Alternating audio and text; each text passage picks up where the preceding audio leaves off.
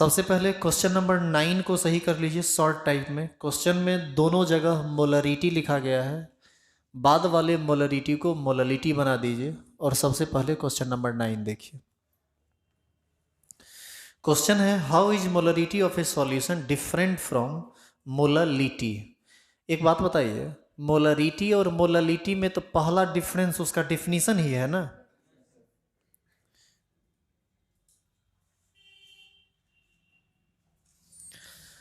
Question में molarity और molality के बीच का डिफरेंस पूछ रहा है। आप याद कीजिए, number of moles of solute present in 1 litre of solution is called molarity, while number of moles of solute present in 1 kg of solvent is called molality। ये इसका पहला डिफरेंस। दूसरा, मोलरिटी में वॉल्यूम टर्म भी involve होता है, जबकि molality में सिर्फ मास टर्म इन्वॉल्व होता है। इसी वजह से मोलरिटी का value of molarity depends on temperature, जबकि यहाँ पर टेम्परेचर पर डिपेंड नहीं करता है। तो ये दो अंतर है, शॉर्ट टाइप क्वेश्चन है, इसी दोनों को आपको लिखना है। उसके बाद है क्वेश्चन नंबर कौन सा बोले थे, 20। क्वेश्चन नंबर 20 में कहता है कि 18 gram of glucose was dissolved in 1000 gram of water at 1.013 bar pressure. 1.03 bar pressure का मतलब 1 एटीएम प्रेशर हुआ, और 1 एटीएम प्रेशर का मतलब हुआ एटमॉस्फेरिक प्रेशर। एटमॉस्फेरिक प्रेशर तो 1 ही एटीएम होता है। बताइए तो एटमॉस्फेरिक प्रेशर पर वाटर का बॉइलिंग पॉइंट कितना होता है, 100 डिग्री सेल्सियस। अब इसी आधार पर क्वेश्चन बनेगा। Question number 20, 18 gram of glucose, इसका मतलब ए का मान आपको 18 ग्राम दे दिया। ग्लूकोज है तो ग्लूकोज का मॉलिक्यूलर वेट कितना होता है, 180। आप इसको जोड़िएगा ना, C6H12O6, तो ये आपको आ जाएगा 180। ठीक है। Dissolve in 1000 gram of water, 1000 gram of water, weight of solvent indicated by B in this term, ये हो जाएगा कितना, 1000 gram. At which temperature will water boil, मतलब कहता है कि बताइए कि किस टेम्परेचर पर ये वाटर बॉयल करेगा जिसमें इतना ग्राम ग्लूकोज मिला हुआ है। इसका मतलब आपसे वाटर का बॉइलिंग पॉइंट नहीं पूछ रहा है, आपसे पूछ रहा है सॉल्यूशन का बॉइलिंग पॉइंट। सॉल्यूशन के बॉइलिंग पॉइंट को हम किस चीज़ से इंडिकेट करते हैं, टीबी से। ये आपसे पूछ रहा है। और एट नॉर्मल सरफेस और एट एटमॉस्फेरिक प्रेशर और एट नॉर्मल प्रेशर ये कितना होता है, इस प्रेशर पर कितना बॉइलिंग पॉइंट होता है वाटर का, 100 डिग्री सेल्सियस। तो हम T नॉट बी का मान अपने मन से रख सकते हैं 100 डिग्री सेल्सियस। ये बात तब भी हम आपको बताए थे, याद कीजिए, जब सॉल्यूशन चैप्टर चल रहा था, कि वाटर का बॉइलिंग पॉइंट दिया हुआ रहे या दिया हुआ ना रहे, आप इसको इसी तरह से लिखेंगे, वो 100 डिग्री सेल्सियस होगा। अब बताइए, आपको याद है ये formula, TB minus T naught B is equal to KB into A into 1000 by B into M। यहाँ पर एक और टर्म में आप फंसिएगा, KB। इसका भी वैल्यू तो हमने आपको कहा था याद रखने के लिए, वाटर के लिए KB का मान हमेशा 0.52 केल्विन kg पर मोल होता है। बताइए TB का मान निकालना है, minus 100 degree Celsius, degree Celsius को हटाइए, वैल्यू रखिए। KB का वैल्यू 0.52, A का वैल्यू 18 इंटू 1000 बाई B का वैल्यू 1000 इंटू मॉलिक्यूलर क्या है, और मॉलिक्यूलर वेट किसका, 180 हो जाएगा। ये इससे ये कट जाएगा 1/10, नहीं निकल जाएगा ये। यहाँ से TB का जो भी मान आएगा आंसर होगा।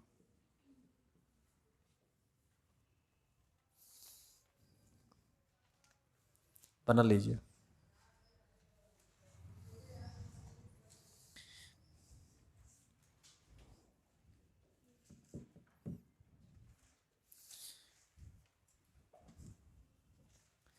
ये था क्वेश्चन नंबर 20। अब हम लोग डिस्कस करेंगे क्वेश्चन नंबर 23। सबसे पहले मैं आपको बता दूं, क्वेश्चन नंबर 23 का कोई लेना देना सॉल्यूशन के चैप्टर से नहीं है।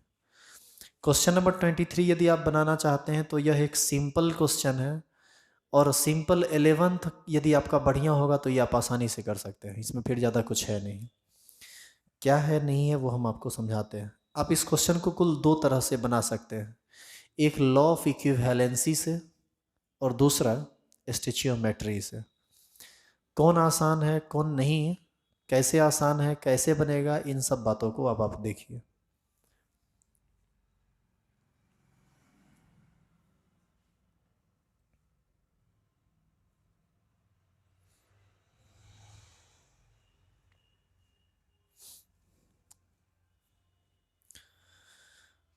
और हम बाद में सब एक एक क्वेश्चन पर डिस्कस भी करेंगे। अभी जो आपका प्रॉब्लम है उसको उस पर हम बात कर रहे हैं।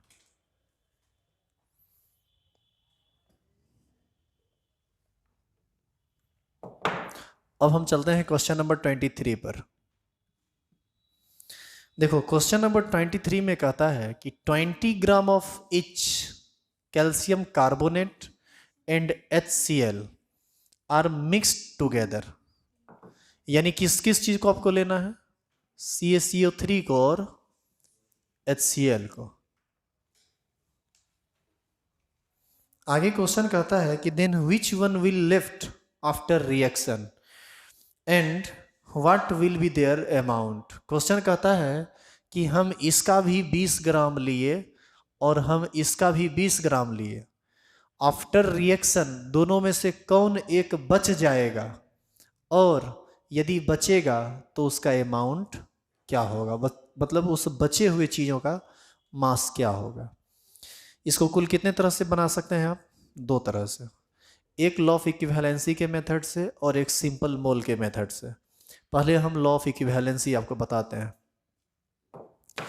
आप याद कीजिए रिएक्शन के कंप्लीट होने के लिए नंबर ऑफ ग्राम इक्विवेलेंट का आपस में बराबर होना जरूरी होता है। लॉ ऑफ इक्विवेलेंसी का पहला रूल यही बताया गया था मोल कंसेप्ट में। यदि इसके ग्राम इक्विवेलेंट की संख्या और इसके ग्राम इक्विवेलेंट की संख्या बराबर हो तो यह रिएक्शन निश्चित रूप से कंप्लीटली होगा, और यदि बराबर नहीं हो तो रिएक्शन कंप्लीटली नहीं होगा। बराबर नहीं होगा तो एक ज़्यादा होगा दूसरा कम होगा, जो ज़्यादा होगा उसमें से कम को घटा दीजिए तो बचा हुआ ग्राम इक्विवेलेंट अपने आप आपको पता चल जाएगा, और उस ग्राम इक्विवेलेंट को ग्राम में बदल दीजिए तो पता चल जाएगा कि उसका क्या अमाउंट बचा हुआ रहेगा। लेकिन ये थोड़ा भारी मेथड है, हम आपको एक दूसरा इजी मेथड बताते हैं। हालांकि भारी क्या रहेगा, देखो हम बना देते हैं दोनों को। पहला मेथड ये है कि इस 20 ग्राम को ग्राम इक्विवेलेंट में बदल दो। ग्राम को ग्राम इक्विवेलेंट में बदलने के लिए क्या करते हैं, डिवाइड करते हैं, किस चीज़ से, इक्विवेलेंट वेट से।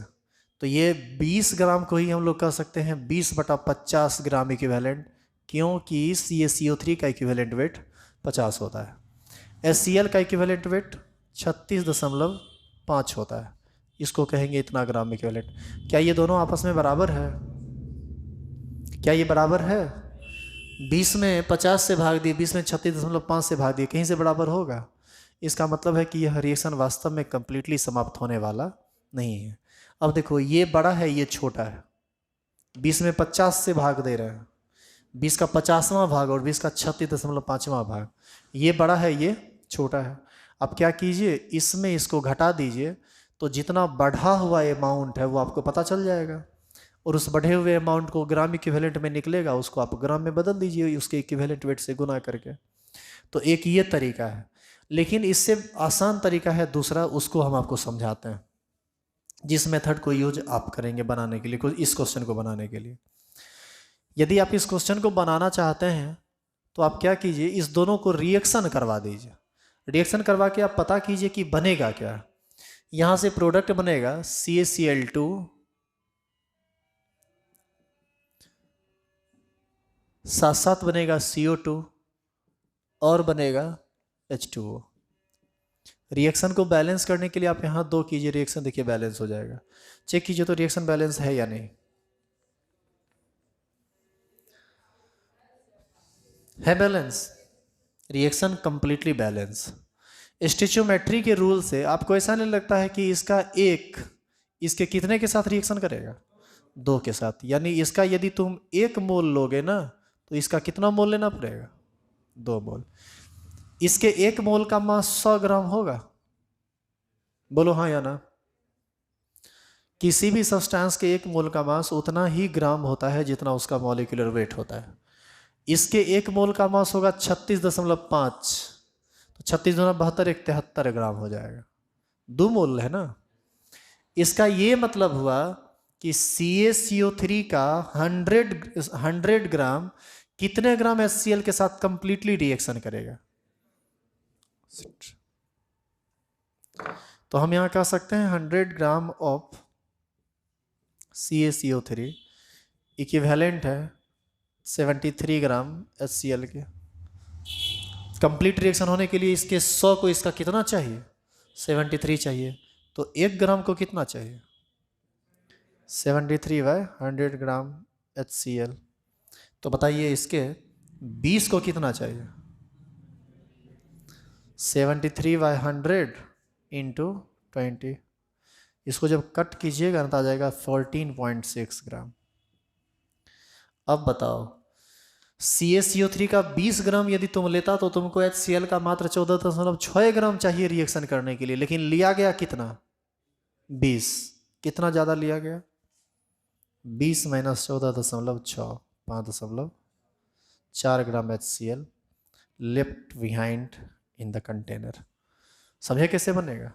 तो ये मेथड थोड़ा आसान है, आप इसी को फॉलो कीजिए। उतार लीजिए क्वेश्चन नंबर 23।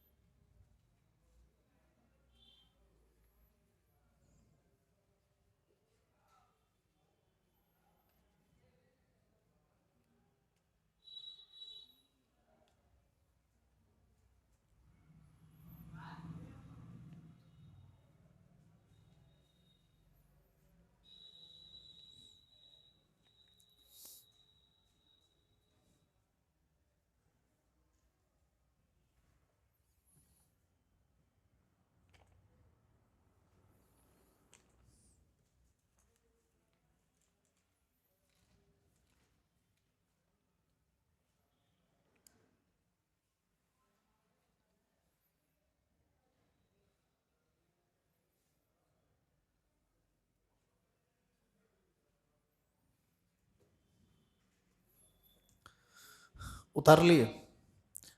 अब हम एक तरफ से सब्जेक्टिव क्वेश्चन पर बोल रहे हैं, सुनिएगा ध्यान से।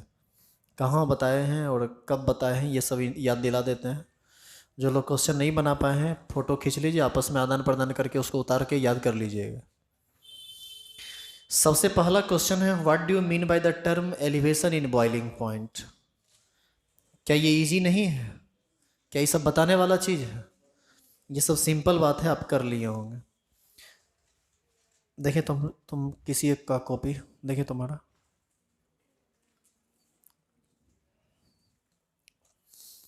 हम आपको अभी लिखा हुआ दे देंगे, आप देख कर लीजिएगा। जो लोग नहीं किए हैं मोबाइल अपना पास में रखिए, फोटो खींच लीजिएगा, हम इसका चेक कर लेते हैं।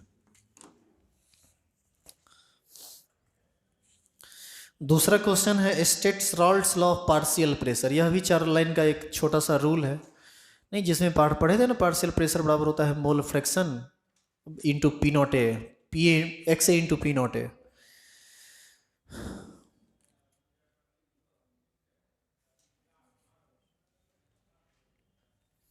इसमें आप इसको लिख देते हैं ना।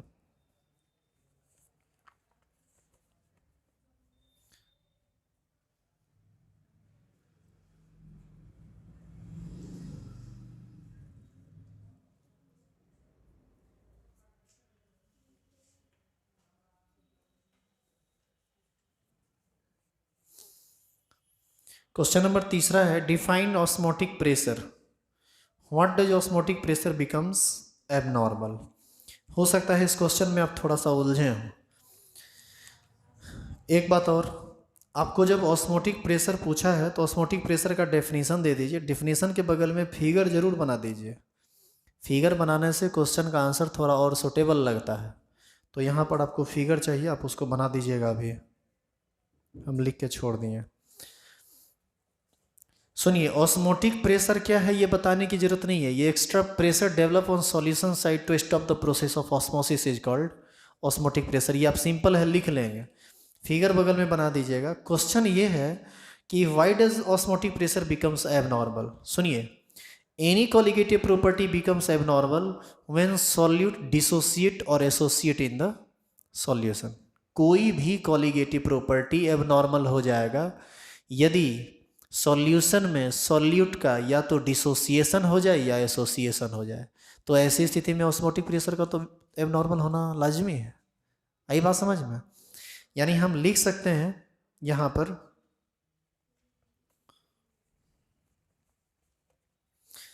हम लोग यहाँ पर लिख सकते हैं कि व्हेन सॉल्यूट पार्टिकल्स एसोसिएट और dissociate in the solution then osmotic pressure becomes abnormal.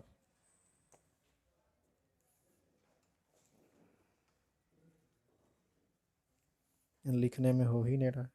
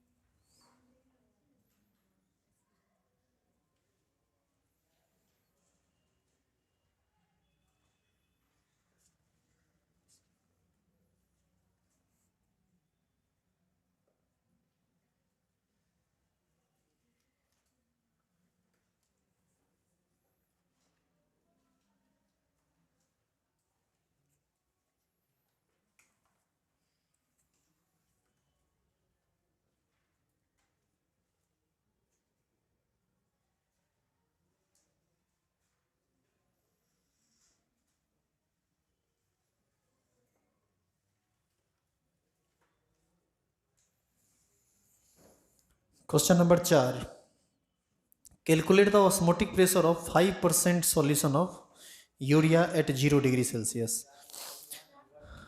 5 number है ये, हाँ ठीक है। 5 नंबर क्वेश्चन में सुनो सुनो ध्यान से, 5% वेट सॉल्यूशन है।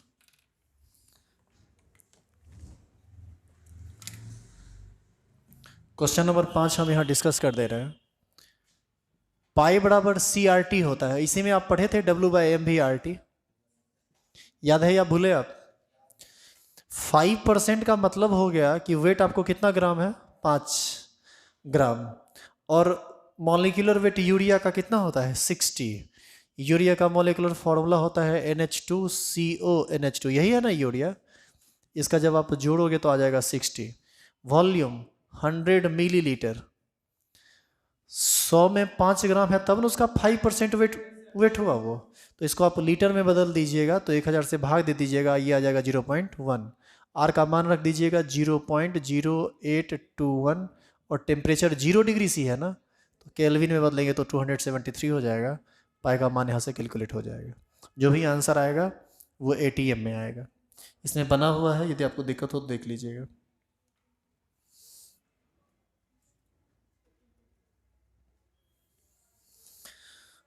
Question number 6, state colligative property of dilute solution, write down the different types of colligative property. ये सब तो बताने लायक क्वेश्चन नहीं है, क्लास जब शुरू हुआ था तब भी ये बढ़िया से बताया गया था। आगे है, explain the term mole fraction, molarity, molality and normality. यह सब भी एकदम बेसिक में बताया गया है। Question number 8, the osmotic pressure of sugar solution is 2.46 atm at 27 degree C. Calculate the concentration of the solution. इसी फॉर्मूला से बनेगा ना, पाई बराबर CRT। C पूछ रहा है, पाई दिया हुआ है, डायरेक्ट 2.46 रख दीजिए, 27 डिग्री सी टेम्परेचर दिया हुआ है, केल्विन में बदल दीजिए, वो 300 केल्विन हो जाएगा। क्या आर का मान आप जानते हैं 0.0821, तो वहाँ से आप उसको निकाल सकते हैं। 9 नंबर क्वेश्चन हो चुका है, अभी जस्ट बताए हैं। पहला डिफरेंस उसका है डिफिनीशन, और दूसरा डिफरेंस है मोलरिटी टेम्परेचर पर डिपेंड करता है और मोलरिटी डिपेंड नहीं करता है। आगे है discuss Raoult's law of relative loading of vapour pressure. ये सब बात आप जरूर लिख लिए होंगे, इस समय आपको दिक्कत नहीं होना चाहिए। उसके आगे है define the term degree of dissociation and want of factor. यह सब काम भी आप कर सकते हैं, ये सब एकदम नॉर्मल चीज़ है, वो बताया भी गया है। उसके आगे है what is ideal and non ideal solution. याद है आपको ideal non ideal? Ideal solution उस सॉल्यूशन को कहते हैं जो रॉल्ट के पार्शियल प्रेशर का जो रूल है उसको फॉलो करता है, और जो फॉलो नहीं करता है उसी को हम लोग नॉन आइडियल सॉल्यूशन कहते हैं। एग्जाम्पल वहीं पर लिखा हुआ है, तो आप देख लीजिएगा उसको। इसमें सही लिखा हुआ है, आप फोटो खींच लेना, देख लेना यदि दिक्कत हो तो। आगे है what is ideal and non ideal, हो तो हो ही है। What is SPM, give 2 examples of artificial SPM.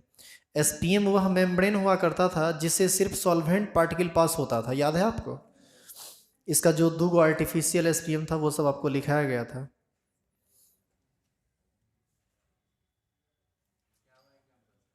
इसमें ना एग्जाम्पल आप गलत लिख लिए,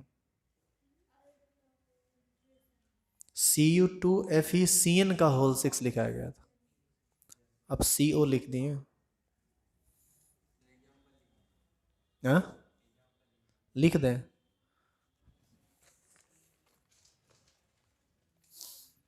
Cu2Fe का होल 6 और Ca3PO4 का होल 2, यही दोनों एग्जाम्पल।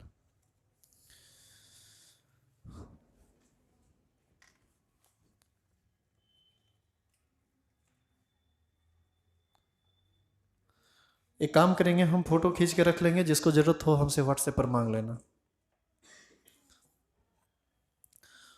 अगला क्वेश्चन है question number 15। What is solubility of gas. Solubility of gas क्या है? मोलरिटी ही सॉल्युबिलिटी है फॉर सैचुरेटेड सॉल्यूशन। सॉल्युबिलिटी का एग्जैक्ट वही डेफिनेशन होगा जो मोलरिटी का डेफिनेशन होता है, बस यहाँ पर गैस के लिए एप्लीकेबल है।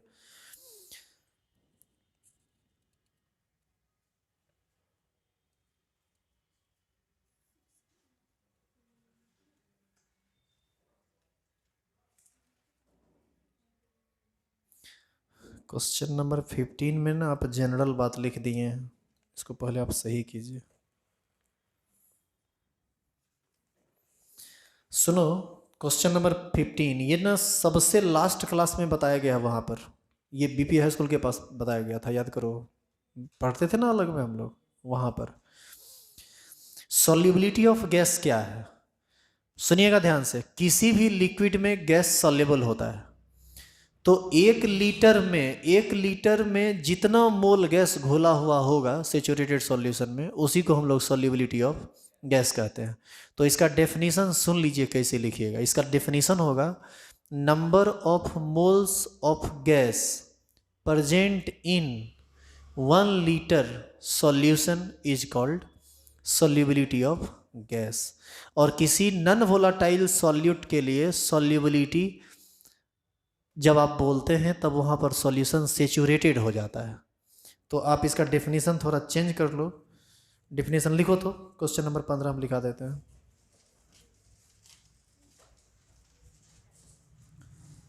Number of moles of gas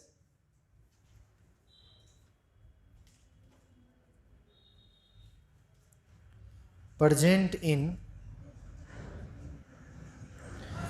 1 litre solution is called solubility of gas।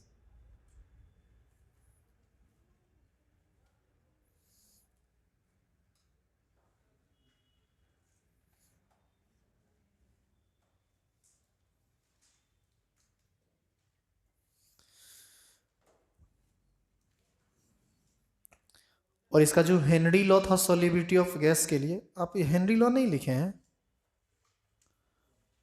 भूल गए क्या इसको लिखने के लिए? पूरा का पूरा हेनरी लॉ ही छोड़े हुए हैं। हेनरी लॉ तो सबसे लास्ट क्लास में बताए हैं जी, वहीं पर तो क्लास खत्म हुआ है।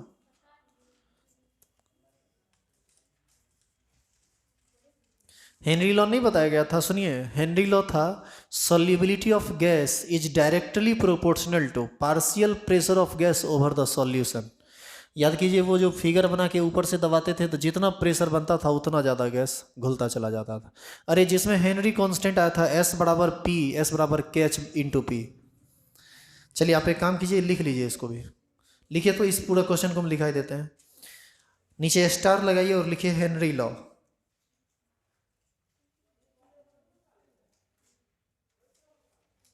हेनरी कांस्टेंट का चर्चा की है, ये पूरा का पूरा लॉ ही छोड़ दी। आप एक काम कीजिए तो क्वेश्चन नंबर 15 को पूरा तैयार कीजिए, तो पीछे जगह भी नहीं छोड़े।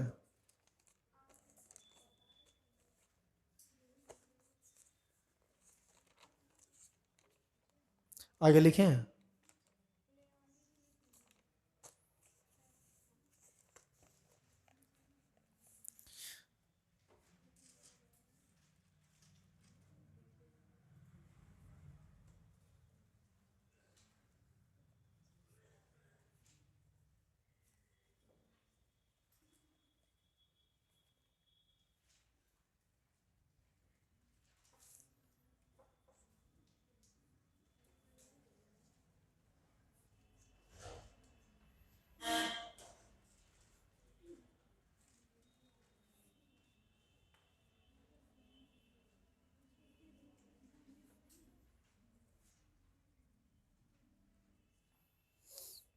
लिखिए तो हेनरी लॉ।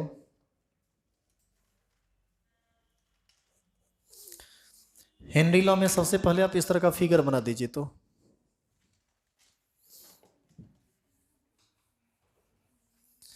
अब देखिए, याद कीजिए, आपको याद आ जाएगा। इस तरह का एक बर्तन हुआ करता था, इसमें हम लोग पानी भरते थे, और यदि इसमें कार्बन डाइऑक्साइड गैस को घुलाना है तो क्या करना होता था, ऊपर से पिस्टन लगाना होता था। अब इसमें जितना ज़्यादा तुम प्रेशर क्रिएट करते जाओगे, इस गैस का दाब उतना ही बढ़ता जाएगा और पानी में यह गैस उतना ही ज़्यादा घुलता जाएगा। तो यहाँ से ये कहा गया था कि सॉल्युबिलिटी जो होता है वो डायरेक्टली प्रोपोर्शनल होता है पार्शियल प्रेशर ऑफ गैस के, जहाँ से सॉल्युबिलिटी बराबर हुआ था के एच इंटू पी, जहाँ के एच को हम लोग बोलते थे हेनरी कांस्टेंट, और if partial pressure is equal to 1 atm then S बराबर हो गया था के एच। सॉरी, यही है हेनरी लॉ। तो ये फिगर बना दीजिए। फिगर बनाने के बाद पहले लैंग्वेज में लिख लीजिएगा, बाद में ये सब चीज़ को उतारिएगा यहाँ से लेकर यहाँ तक। फिगर बना लीजिए पहले।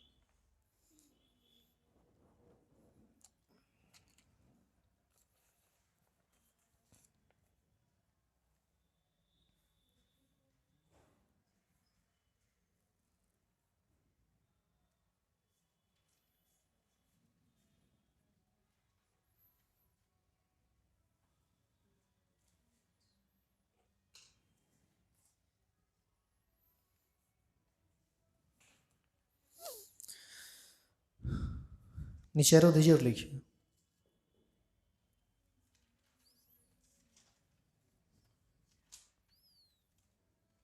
solubility of gas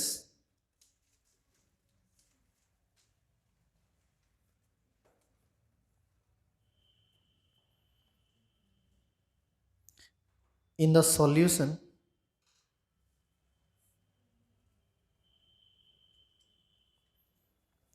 is directly proportional to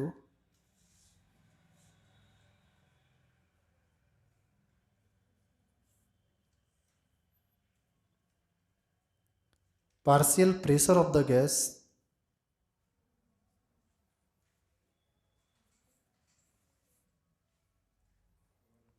over the solution। This statement is called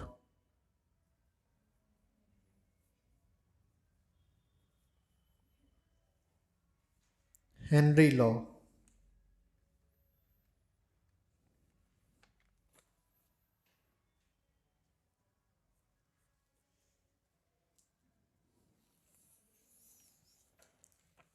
this statement is called Henry law. अब नीचे में जो लिखा हुआ है लिख दीजिए।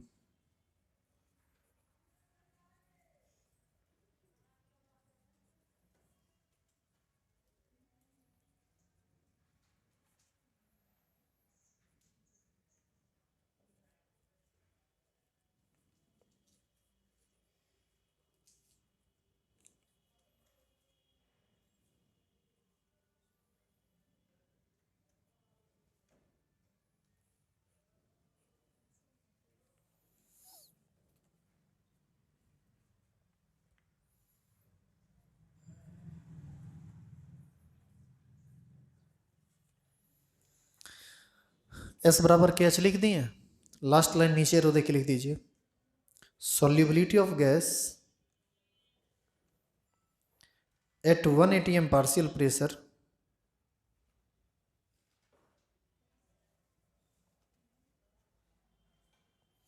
solubility of gas at 1 atm partial pressure is called Henry constant।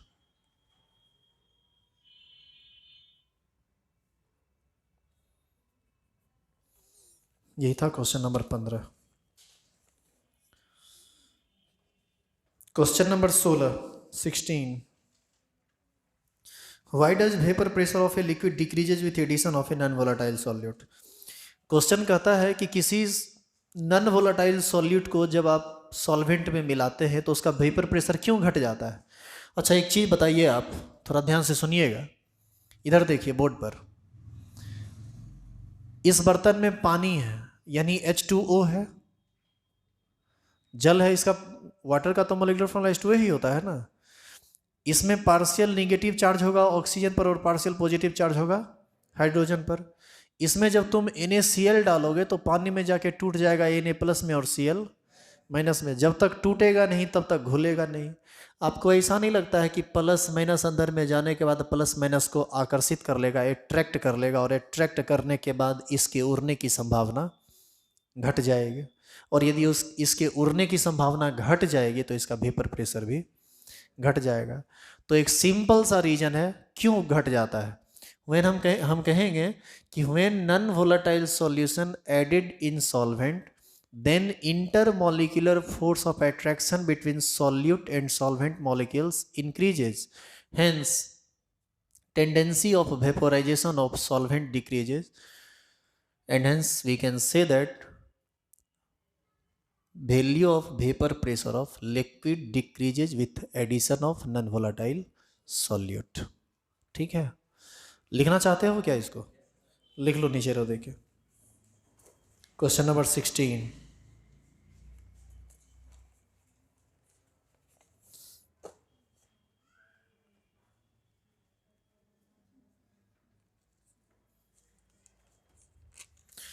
लिखो क्या इसका सही लिखा हुआ है? इसका ना सही लिखा हुआ है, आप उतार लीजिएगा इसको देख के, एकदम ठीक लिखा हुआ है। और वैसे भी हम बोल दिए हैं, वीडियो देख लीजिएगा तो लिख लीजिएगा यदि ज़्यादा दिक्कत हो तो। आगे क्लास भी है। ऐसे तो ये सारा क्वेश्चन हो ही गया है ऑलमोस्ट। एक क्वेश्चन ना बस ऑस्मोसिस और डिफ्यूजन को लिख लीजिए जो लिखे हुए हैं। देखो इस चैप्टर में तुम लोग को दिक्कत हुआ है, जो लोग उन लोगों को खासा दिक्कत हुआ होगा सब्जेक्टिव बनाने में जिनका क्लास छूटा हुआ है और उनको मज़ा भी नहीं आया होगा।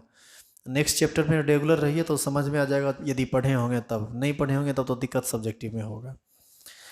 अच्छा ये बताइए ऑस्मोसिस और ये डिफ्यूजन में क्या अंतर है? Osmosis occurs between two solution having different concentration.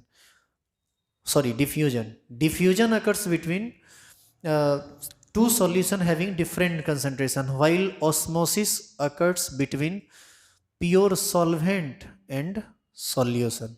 ये पहला अंतर है। डिफ्यूजन तो सॉल्यूशन के बीच होता है, जबकि ऑस्मोसिस जो है एक सॉल्वेंट, एक तरफ सॉल्वेंट रहता है, दूसरी तरफ सॉल्यूशन रहता है। Osmosis occurs in presence of SPM, while diffusion occurs in absence of SPM. ये दूसरा अंतर है। तीसरा, in case of osmosis, movement of only solvent particles occurs from pure solvent side to solution side, and in case of diffusion, both the solute and solvent particles moves towards each other. या इसी को आप कह दीजिए, diffusion में बोले थे ना कि हायर कंसंट्रेशन से लोअर कंसंट्रेशन में सॉल्यूट जाता है और लोअर कंसंट्रेशन से हायर कंसंट्रेशन में सॉल्वेंट जाता है। These are the differences between them. इसको लिख लीजिए आप, बस एक क्वेश्चन, बाद बाकी कोई क्वेश्चन अब बताने वाला नहीं है, सब हो ही गया है। बाकी जिसको जरूरत हो तुम लिख लेना, लिखो तो इसको फिर से लिख लो, तो ये क्वेश्चन तुम्हारा सही नहीं है। लिखिए तो लिखेंगे there are many differences between,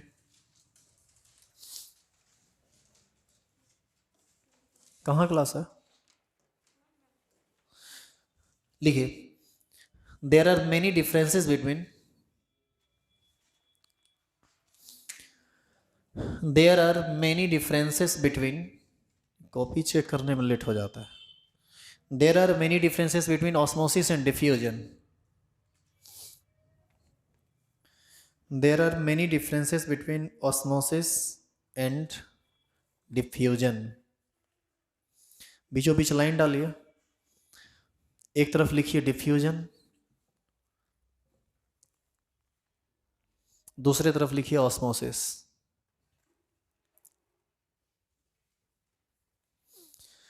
एक नंबर लिखेंगे डिफ्यूजन में, osmosis occurs between, sorry diffusion, diffusion occurs between, diffusion occurs between two solution having different concentration.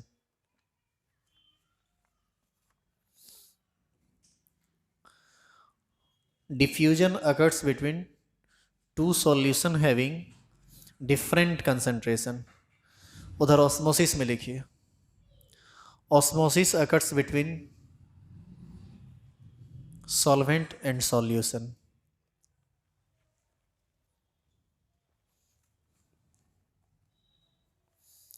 Solvent and solution। दूसरा लिखिए, diffusion occurs in absence of SPM.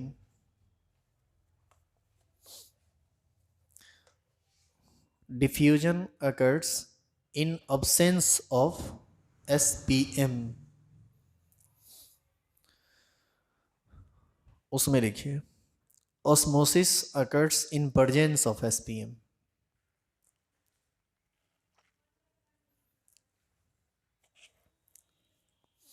Osmosis occurs in presence of SPM। तीसरा लिखिए,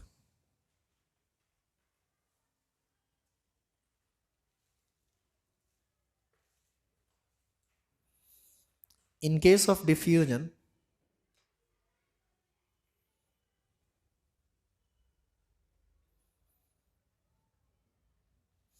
in case of diffusion, both the solute and solvent particles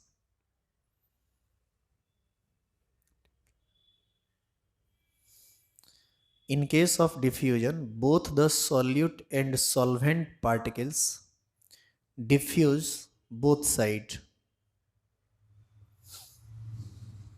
diffuse both side। उधर लिखेंगे in case of osmosis, in case of osmosis only solvent particles diffuse through SPM, only solvent particles diffuse through SPM।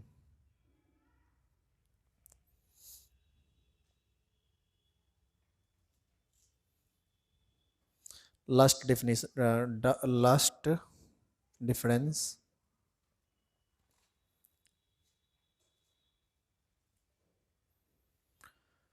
diffusion occurs in solid, liquid and gaseous state. Diffusion occurs in solid, liquid and gaseous state.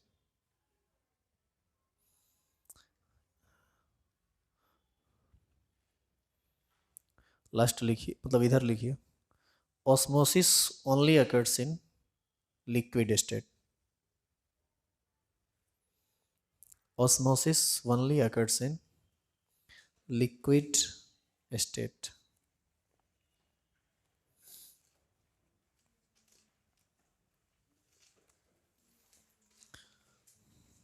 हो गया? और तो इसमें कोई दिक्कत नहीं है ना? नेक्स्ट क्लास आप लोगों का है ट्यूसडे को. ट्यूसडे टीटीएस चलेगा आपका क्लास 11 से 12. नहीं 11 से 12 नहीं, 12 से 1. हाँ 12 से 1. अरे सैटरडे को कैसे चला था क्लास? तो 12 से 1 ही चलेगा. नहीं सैटरडे को नहीं चलेगा, मतलब टीटीएस सुनो, टीटीएस में चलेगा आपका क्लास 12 से 1 हर टीटीएस को, ट्यूसडे को, थर्सडे को और सैटरडे को. और संडे को एक दिन क्लास चलेगा जो आज का टाइमिंग था. क्या था टाइमिंग आज? 11 से. आज थोड़ा लेट हो गया था, अगला दिन से ध्यान रखेंगे. दूसरी बात, संडे का पूरा टाइम आप ही लोगों के लिए है. संडे को बाकी कोई बैच नहीं रहेगा कभी. तो आपको कुछ भी दिक्कत हो या कुछ भी परेशानी हो तो आके पूछा कीजिए, बात किया कीजिए. जैसे संडे को आपका टेस्ट होगा, डिस्कशन होगा, कॉपी का नंबर सुनाया जाए, मतलब आगे जो भी होगा संडे, जब तक आपका अब एग्ज़ाम नहीं हो जाता है, संडे सिर्फ और सिर्फ आपके लिए, मतलब टेस्ट सीरीज वालों के लिए, दोनों मीडियम वालों के लिए. हम यहाँ फिर अभी बैठे रहेंगे तो आप चाहें तो डिस्कस कर सकते हैं कुछ भी. कौन सा 10 नंबर? ये बताया गया है, आप कॉपी से देख लीजिए. एजियोट्रॉपिक मिक्सचर ऐसा मिक्सचर होता है जिसका हर एक कंपोनेंट सेम टेम्परेचर पर बॉयल होता है. ये दो तरह का होता है, एक मैक्सिमम बॉइलिंग पॉइंट एजियोट्रॉप्स और एक मिनिमम बॉइलिंग पॉइंट एजियोट्रॉप्स. हम उसका फ़ोटो खींच लेते हैं, जिसको ज़रूरत हो ले लेना, ठीक है, मांग लेना व्हाट्सएप पर, हम फॉरवर्ड कर देंगे. आइए कब? ट्यूसडे को. उसमें सॉलिड स्टेट का डिस्कस होगा, ठीक है. और काम लगातार करते जाइए, बाद में दिक्कत होगा आप लोगों को. अभी कम से कम लिखने वाला काम कर लीजिए, फिर 5 दिन का गैप देंगे, 5 दिन में याद कर लीजिएगा तीनों चैप्टर, टेस्ट दे दीजिएगा, धीरे धीरे दिमाग में सेट हो जाएगा.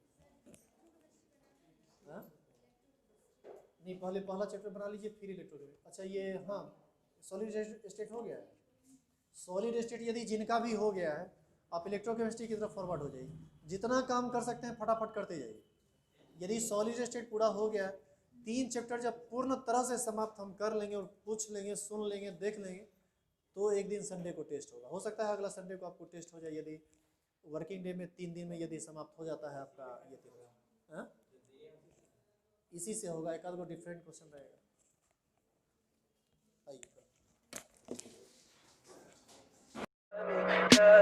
Tell me pretty lies, look me in the face, tell me that you love me.